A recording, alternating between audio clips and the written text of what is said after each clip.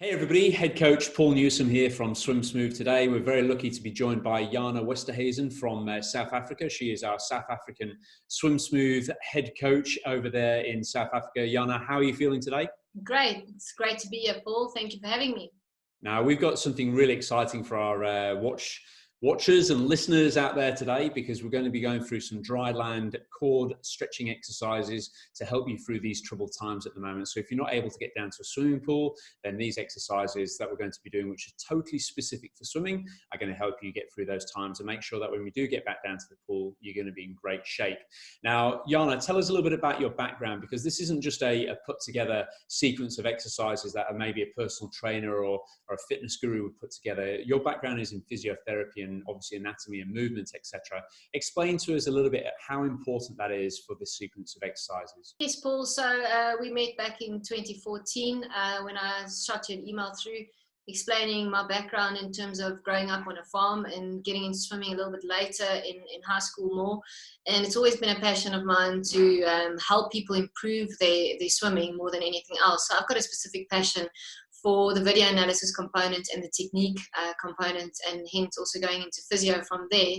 And then being exposed to video analysis studying at the University of Pretoria, and seeing that they use video analysis at the High Performance Centre there, not only for swimming but other sports as well.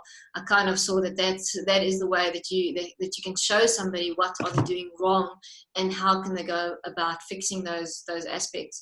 And that's when I kind of just looked around on the internet and seen who are the guys that really do video analysis internationally, and that's how I got to Swim Smooth. And so it's been a journey from 2014 leading up to 2017, joining you in Perth and then completing the certification in July 2017. So having the physio background obviously helps to understand the stroke mechanics a little bit better and really make my video analysis sessions so much more specific. Going through this tough time globally, I think everybody's in the same boat. But I've kind of taken this time as a good reflection on what are we doing well with our squads, but what can we improve on? Or what are those things that I just never find time to really invest in with my squads? I often get swimmers asking me about dry land exercises, cord work specifically, but there just never seems time. So that's something that I'm looking forward to changing with my squads going forward, giving the guys the tools to know what do you do with your dry land cord and how are we going to take that knowledge and put it into our squads when we do get back to the water. So from a physio point of view, I'm excited to share my knowledge in that department with these specific exercises that we'll be suggesting from Swim Smooth side. That's fantastic. Now, I've certainly been doing video analysis for 21 years now, which is a crazy amount of time. It seems like literally a lifetime. And one of the things that people come to see me for more than anything else is because they do have shoulder injuries or indeed even elbow issues as well. Generally, if you're going to have a swimming injury, it generally tends to be around the shoulder joint, obviously with it being so mobile and unstable, or at least hopefully we're going to help you to stabilize those shoulder joints with these sequences today. But generally, that's where it tends to fall. Now, from a technique perspective, one of the things, Jana, which I tend to see a lot within swimmers is a lot of crossing over in front of their head. And also, I know when I was a kid, I was actually taught to enter into the water thumb first. And if we all just sit up nice and tall right now and pop our arms out in front of us with our hands in this position, with the shoulders nice and neutral, if you enter into the water thumb first, it's the equivalent of just turning your thumbs down like this. And even if you just sat there without actually doing any strokes at all, you'll probably feel a bit of a pressure on the front side of the shoulder there, or even like an overstretching on the back side there. Now, imagine entering into the water thumb first and crossing over in front of the head. It feels really quite awkward indeed. So from a biomechanical perspective, when I'm doing a video analysis session myself, I'm looking at what we can do to try and actually tune the stroke up to prevent those issues. But equally, in this time now of rest, let's call it, while we can't actually get down to the pool, it's an ideal opportunity to make sure we're going through some of these exercises that Jana and Michelle are going to take you through today, to try to make sure you become as rock solid and stable as best you possibly can, to make sure that the shoulders are in a good, healthy way by the time we get back down to the pool. So Jana, tell us a little bit about the sequence. What exercises are we going to be looking at today? How are they maybe different from the plethora of dry land exercises that are out there and flooding YouTube and things like that at this point in time? So, Paul, as you mentioned, swimmers tend to struggle with shoulder issues. And one of the main reasons that we all know is that if you are swimming efficiently, you should be dominating your propulsion from your upper body and your shoulders specifically, as research has shown that you need to be driving more from the shoulders instead of looking for propulsion from the kick. So we really, as swimmers, need to make sure that we're looking after our shoulders properly. And the set of exercises we're going to focus on is, number one, to increase your rotator cuff strength as well as your stability around your shoulder blade muscles. So I like to use the analogy of a rugby player kicking for goals. If a rugby player doesn't have a good strong core, they will not be able to get the same amount of power through that leg in order to kick for goals, get the ball over the goalposts. In the same way with swimmers, we need a strong shoulder blade in order that our arm can work maximally to propel ourselves forward in the water. That's the shoulder blade muscles. As I mentioned, you specifically use your serratus anterior as well as your lower trap muscle to stabilize your shoulder blade. On the other side, we have your rotator cuff muscles. If you imagine your shoulder joint as having a socket as well as a ball, you need congruency in that joint, otherwise you will struggle with injuries. The moment that ball is not sitting well in the socket, i.e. a bit more forward or crunching up, or even at the back or to the side, that's where you will be prone to injuries. And as you mentioned, if you're sitting in internal rotation of that shoulder joint, you're really putting a lot of strain on the shoulder itself. So the muscles we're going to work on, like we said, is the scapular stabilizers as well as your rotator cuff muscles that are responsible for keeping that joint in a nice and congruent orientation. So coming back to the exercises, we will be specifically focusing on those two aspects, making sure that we try and increase your strength, which will in turn help you to keep good technique and form as you get on with the distances in the water. So that all sounds great, Jana, but can you tell us a little bit about how we're going to go through this as a sequence, making sure that we're not becoming overwhelmed with too many different exercises to work on? Because I know certainly as a swimming coach, we can access many different drills to work on many different aspects of the stroke. How are we going to work through this today? And going forwards, how do you recommend people actually do that with their own exercises back at home? So the exercises we will be prescribing on the one side will focus on individual muscles, the ones that I mentioned previously, but it will also incorporate sequences of movements and exercises that will simulate the drills that we do, for example, at Swim Smooth. For example, your skull number 1, your skull number 2, and then your skull number 3. So we will not just focus on individual muscle groups and strengthening them in isolation, but also getting them into a sequence that simulates what we were doing with your freestyle stroke and simulating drills that we commonly use at Swim Smooth. For example, your doggy paddle drill that puts almost skull 1, 2, 3 all in one and really focuses on your catch, as well as your pull and the push phase. Great, great. Now, how often should somebody be doing these exercises? Obviously, if we're in lockdown at the moment, we can't get down to the pool. We might be sort of chomping at the bit to get our exercises done. Is this something we can do every single day? Should we do it, once in the morning, once in the evening? How long is the sequence going to take us to do that type of thing? All right, so we will be prescribing specific reps and sets to do with each exercise. But at the end of the day, you need to also decide you can do the exercises daily, but you need to be sure what is going to be your goal for the day. Meaning, are you focusing more on a strength component, or are you going to focus more on an endurance component? Your anaerobic versus your aerobic systems. If you're going to be doing strength work every day, it might just be a little bit too much. Normally, we suggest 3 or 4 times a week for strength training is perfect. And then you can definitely every day get into a little bit more of the exercises that simulate your freestyle energy systems that you use. So for example, higher reps, but lower resistance. So it just depends on what your goals are for every day. If you're going more for an endurance workout, so you go through the exercise sequences with low resistance but high reps, you can definitely do it daily. You also don't have to do all the exercises that we suggest. Pick 3 or 4 of them every day and maybe alternate. Tomorrow you do a different sequence. So you almost in a week's period, you work through the whole sequence of exercises.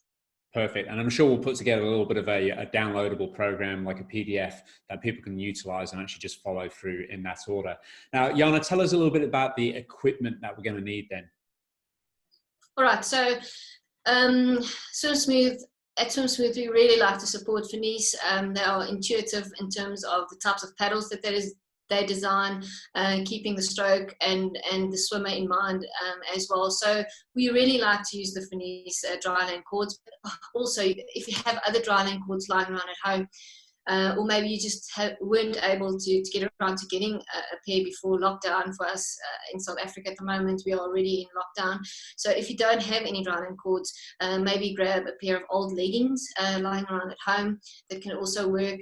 But in terms of the Fenice dryland cords, they have 3 different types of resistant cords. You can see in the picture that you got the yellow one, which is the light one. You've got your green one, which is the medium resistance, and then your red, which is the heavy one that you can use. I suggest, it depends on, if you're not used to strength training or any gym work, I would definitely suggest starting with the yellow bands. It's always good to rather start too easy and build through it than starting too high and then struggling to get through the exercises. The yellow one is also great to almost use for warm-up purposes before a race, where you're not trying to focus on fatiguing the muscle, but rather just activating it and going through the sequence of the freestyle stroke. The Fenice cords are also great because they've got a little loop attached to the middle, which you can actually shift. So if you are stronger on the one side, for example, myself being right-handed, the left side is a little bit weaker. So I tend to shift the middle part over to the one side. So it makes it a bit easier on my left arm. It's also a way for me to progress what I'm doing with the dryland cords and to progress towards having it obviously in the middle and equal resistance on both sides. Dryland cords are also really easy to attach to anything you've got at home. So that's the type of equipment we would suggest that you use. But again, it's not limited to Fenice dryland cords. Just make sure that the cord that you have allows you to change your resistance, that it's not too difficult, or that it's too easy and not actually doing anything. Now, some of these exercises involve us using an anchor point, like, maybe a door handle or a frame or something like that. And of course, when you have the set tension, let's say you've gone for a yellow band and it's the easier tension, of course, sometimes you can just step a little bit further back. Isn't that right, Jana? Just to add a little bit more resistance? Definitely. And this is where education on the exercises comes in very handy. I've seen a lot of dryland cord workouts on YouTube and seen from my squat swimmers to me during the week. And they're all just basically a very general idea of what you can do with the dryland cord. But we want to, with this series, really emphasize how to use it specifically. So if you want to make the band or the tension a little bit easier, then move closer to your anchor point. If you want to make it harder, move away from your anchor point. And you might find that one exercise, you're standing quite a bit away from the anchor point. Whereas with another exercise, because you're weaker with that muscle, you need to move closer. How will you know if you are too close or too far? If you're unable, let's say we suggest 3 sets of 10 of a specific exercise, and you cannot get through the whole 3 sets, completing 10 reps in each, without, for example, let's take external rotation. You want to start at your tummy and you want to finish almost at 180 degrees. If you get, let's say, to the second set and you're just getting to that range, but you're not getting the full movement, you know that it's too difficult. So you want to be able to fatigue the muscle by the end of the 3 reps, but you want to still get the full range of the exercise, range of motion through the exercise. That's how you know how to adapt the resistance of the tubing. Great, great. So we've got our number of reps, which we're going to obviously identify for each exercise, and the number of sets. We've talked about how often in the week we're going to be doing it. So maybe 3 or 4 times per week, or if you're truly going mental at home and wanting to, exercise every day, then certainly you could do a little routine in the morning, maybe in the afternoon. On average, how long is the routine going to take? Are we talking 10 minutes here, 15, 45 minutes? What would you say would be the average that we should be recommending to our swimmers around the world at this point in time? So a very interesting question, because let's start from the point of when I see swimmers for video analysis sessions. Most of them come to me and they are restricted for time. They're already biking and running and swimming, doing 3 disciplines, working, family. It really is difficult to get to dryland work for swimming. So most of the guys really want to know, in the water, what do they need to change in terms of drills and not only knowing what they're doing wrong in the water, how to fix that and what it feels like in the water. And that's why we use that live feedback at Swim Smooth. Now during lockdown, in these times, we can say, well, we can step a bit back from that point of view and say, what can we do on dry land to complement the stroke? So it's really important that that we remember with these exercises that you're going to go through specific technique, freestyle specific motions that you need to be doing. Okay, so in summary, during lockdown, where you'll have possibly a little bit more time to yourself, it's up to you.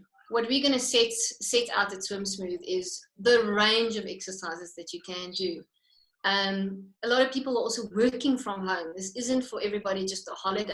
So if you want to take every 20 or 30 minutes while sitting working, a 5 or 10 minute break, we have some really core sequences that you can use. For example, one of our sequences are Rock Around the World.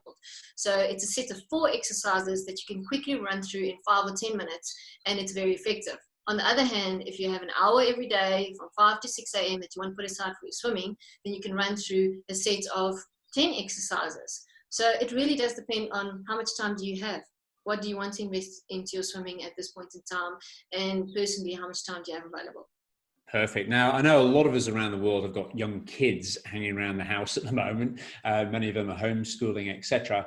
Are these exercises appropriate for kids to maybe join in, even on just a range of them? Do you think kids will be interested in joining their parents perhaps on doing some of these exercises?